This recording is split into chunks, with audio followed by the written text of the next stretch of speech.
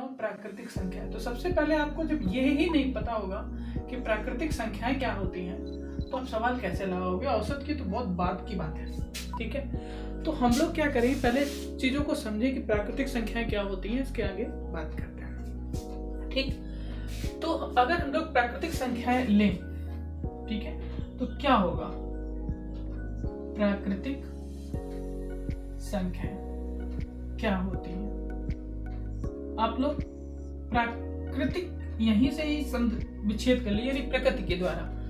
तो प्राकृतिक क्या हो जाएगी? जो 1 2 3 4 ऐसे करके जो अनंत तक जाएंगी वो प्राकृतिक संख्याएं होंगी। कहने का मतलब 1 अंक से 2 अंक, 3 अंक, 4 अंक और ऐसे बढ़ते बढ़ते जहां तक चली जाए वो प्राकृतिक संख्याएं होती हैं। आप लोग याद कर लो, ठीक। अगर आपको ये प्राकृतिक संख्याएं पता है तभी तो आप इन सवाल को सॉल्व कर पाओगे, ठीक। अब जब हमने प्राकृतिक संख्याएं की बात की है तो इसके बाद एक होती है पूर्ण संख्याएं। क्या हो गई? पूर्ण संख्याएं। पूर्ण संख्याएं क्या होती हैं? यही संख्या अगर 0 से स्टार्ट हो जाए, 0 1 2 3 4 ऐसे करके, तो वो पूर्ण संख्याएं हो जाती हैं। इंग्लिश में प्राकृतिक संख्या को नेचुरल नंबर्स बोलते हैं, ठीक है, और इसको होल नंबर्स। अब आप लोग इतना समझ गए होंगे, समझ में आया, ठीक है। तो ये प्राकृतिक संख्या 1 2 3 4 ऐसे कुछ करके, और पूर्ण संख्या यानी इसी के आगे 0 लग जाए तो स्टार्ट हो जाती है 0 से। बस इतना ही अंतर होता है प्राकृतिक संख्याएं और पूर्ण संख्याएं। अब हम लोग 2 संख्याओं की और बात करें, एक सम संख्याएं की और एक विषम संख्या, ठीक। ये सबको पता है, लेकिन फिर भी हम लोग 0 से स्टार्ट करके बिल्डिंग बनाएंगे धीरे धीरे करके। सम संख्याएं क्या होती है? जो 2 से कट जाती है, यानी ऐसी संख्याएं जिसमें 2 का भाग चला जाए। और विषम संख्याएं वो होती हैं जिसमें 2 का भाग ना जाए, ठीक है। देखो 2 में 2 का भाग चला जाएगा, 4 में भाग चला जाएगा, 6 में चला जाएगा, 8 में चला जाएगा, और 1 में 2 का भाग नहीं जाएगा, 3 में चला जाएगा, 5 में नहीं जाएगा, 3 में भी नहीं जाएगा, 5 में भी नहीं जाएगा, और 7 में भी नहीं जाएगा। ये छोटी छोटी सी बातें हैं जो आपके माइंड में होनी चाहिए, तभी आप लोग कोई भी सवाल को टैकल कर, मतलब उसको हल कर पाओगे, ठीक है। छोटी छोटी सी 4 बातें थी। इसके बाद ये 4 जब बातें हो जाती हैं तो कुछ संख्याएं होती हैं जैसे भाज्य संख्या, ठीक। भाज्य संख्या क्या होती है? ऐसी संख्या जिसमें खुद और 1 के अलावा किसी दूसरे संख्या से कट जाए, यानी कि जैसे मैं 6 लिख दूं, ठीक। तो 6 जो संख्या है वो 1 से भी कटेगी, ठीक है, और 6 से भी कट जाएगी। दुनिया की कोई भी संख्या हो वो 1 से तो कट ही जाती है और खुद से भी कट जाती है, ये तो क्लियर है। अगर इन दोनों के अलावा, यानी 1 से और खुद से, इसके अलावा किसी और से कट जाए, जैसे मान लीजिए 2 से कटती है, 2 3 6 कट गया, तो ये अभाज्य संख्या हो गई, किसी न किसी से कट रही है। 2 से कट जाएगी, 3 से कट जाएगी, ठीक है। अब अभाज्य संख्या क्या हो जाएगी? अभाज्य संख्या क्या होगी? जो मतलब किसी से कटे ना, जैसे 5 संख्या क्या होगी? 1 से कटेगी या तो 5 से कटेगी, इसके अलावा किसी से भी नहीं कटेगी। अंतर समझ में आ गया भाज्य और अभाज्य में, ठीक है। तो आपको भाज्य संख्या भी पता होनी चाहिए, ऐसी संख्या है जो स्वयं के और 1 के अलावा किसी और से भी कट जाती है। और अभाज्य क्या हो जाती हैं?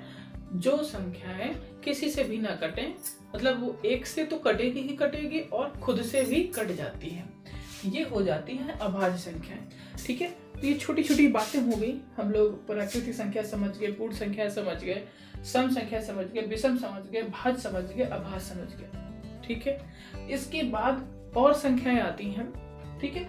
वो अगर किसी और सवाल में बात होगी हम लोग उसकी बात करेंगे, ठीक है। फिर आपको एक एक पॉइंट सीखना है। इसमें एक प्राकृतिक संख्याओं का जिक्र हुआ था, इस वजह से मैंने ये पॉइंट आपको। प्रथम 9 प्राकृतिक संख्या, तो प्रथम 9 प्राकृतिक संख्या क्या होगी? 1 होगी, 2 होगी, 3 होगी, 4 होगी, 5 होगी, 6 होगी, 7 होगी, 8 होगी और 9 होगी। ये आपकी प्रथम 9 प्राकृतिक संख्याएं हैं, 10 कहता तो 10 तक चली जाती, 20 कहता तो 20 तक चली जाती। तो यहाँ ये जो प्रश्न हुआ केवल इतनी लाइन कंप्लीट हुई है, प्रथम 9 प्राकृतिक संख्या। अब बात होती है औसत की। औसत क्या होता है? ठीक है, जब तक आपको औसत नहीं पता होगा तो ये सवाल तो बिल्कुल लग ही नहीं पाता है। औसत का मतलब होता है, बहुत छोटी पढ़ क्लास 6, 7, 8 में आ जाता है। क्या होता है औसत? औसत होता है पदों का योग बटे पदों की संख्या। ठीक, ये एक फॉर्मूला होता है औसत का, यानी कितने पद हैं उनका औसत पूछा गया। औसत का अगर मीन मतलब समझते हैं बीच की वैल्यू, यानी कि जैसे स्ट्राइक रेट क्रिकेट में होता है कि वो कितने स्ट्राइक रेट पे चल रहा है, वो वही सब एवरेज की बात होती है। अब आप एवरेज दूसरे तरीके से समझ लो क्या होता है, दो अपने जो दैनिक जीवन में हम लोग यूज करते हैं। जैसे हम लोग मोटरसाइकिल चलाते हैं तो उसमें एवरेज पूछते हैं कि तुम्हारी गाड़ी कितनी एवरेज दे रही है। अब उसका एवरेज का मतलब क्या होता है, जैसे मान लीजिए आप लोग 6 दिन चले, ठीक है। पहले दिन गाड़ी आपकी जो 60 किलोमीटर गई, ठीक, और दूसरे दिन आपके 70 किलोमीटर चली गई, तीसरे दिन आपकी 50 किलोमीटर चली गई, ठीक, चौथे दिन आपकी 80 किलोमीटर चलेगी, और 5वें दिन आपकी बोल देते हैं, मतलब पीछे कर दो 80 और 90 किलोमीटर, और आखिरी दिन 100 किलोमीटर चलेगी मान लीजिए।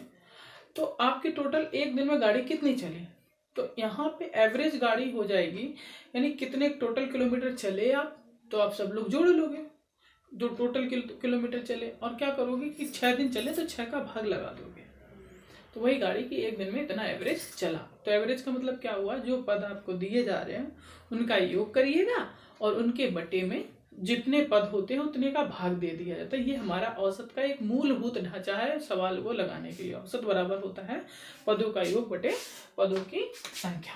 ठीक, तो पदों का योग कितना है, 1 + 2 + 3 + 4 + 5 + 6 + 7 + 8 + 9, और अपॉन में कितना होगा, यानी बटे में कितना होगा। टोटल कितनी संख्या है, 9 संख्याएं।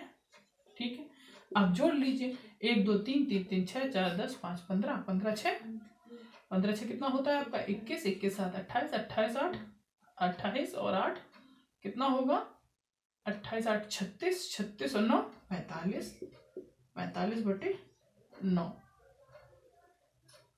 क्या मैंने सही जोड़ा? सही है। तो ये तो कट जाएगा, 5 आएगा। अच्छा, ये 5 था ऑप्शन में, ये 5 था, मैंने गलत लिखा था। ठीक है, चेक कर लेते हैं। प्रथम 9 प्राकृतिक, ठीक है, ओके। जो मैंने ये सवाल लिख दिया ये इस अकॉर्डिंग है, ठीक है, तो ये ऑप्शन सही है। लेकिन मैंने सवाल में एक गलती की थी नोट कर डाउन करने में, उसमें ये लिखा था प्रथम 9 अप्राकृतिक अभाज्य संख्याओं का। सवाल क्या था बेटा, अभाज्य संख्या। चलो इसको बाद में देखते हैं। तो जो पहले सवाल था उसके हिसाब से ये लगा, ठीक, यानी कि प्रथम प्राकृतिक 9 संख्याओं का औसत क्या है। तो हम लोगों ने जो क्या बोलते हैं संख्याएं लिखी और उनको ऐड किया, जितने पद थे उसमें बटे में भाग लगा दिया, तो आंसर आ गया 5। ठीक है, ये काटना आता ही होगा 9 अपना 45। अगर ये नहीं आ रहा है तो भी बताना कि कैसे क्या होता है। जोड़ आप जितनी तेज कर लोगे वो आप पे डिपेंड करता है कैसे करते हैं।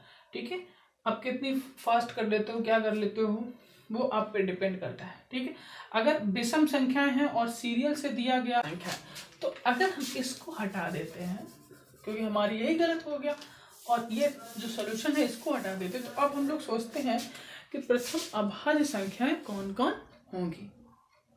ठीक, ओके। तो जब हम लोग प्रथम अभाज्य संख्याएं की बात करेंगे तो कहाँ से शुरू होगी।